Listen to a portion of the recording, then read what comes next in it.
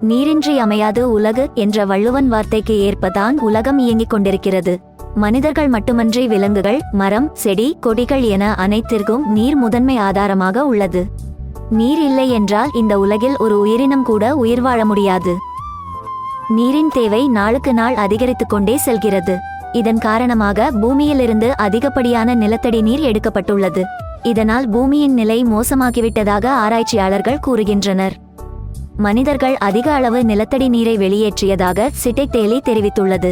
இதன் விளைவாக பூமி 2 தசாப்தங்களுக்கும் குறைவான காலத்தில் கிழக்கு நோக்கி சுமார் 80 சென்டிமீட்டர் நகர்ந்துள்ளதாக கூறப்படுகிறது. ஜியோபிசிக்கல் ரிசர்ச் லெட்டர் என்பது AGUN ஜர்னல் ஆகும். இது பூமி மற்றும் விண்வெளி அறிவியலுக்கான தாக்கங்களை கொண்ட ஆராய்ச்சியாகும்.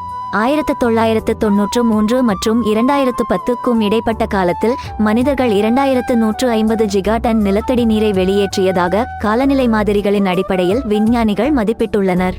உலகின் மாபெரும் பகுதிகளான மேற்கு அமெரிக்கா மற்றும் வடமேற்கு இந்தியா நிலத்தடி நீரின் பெரும் பகுதியை பயன்படுத்தியுள்ளதாகவும் ஆய்வில் தெரியவந்துள்ளது.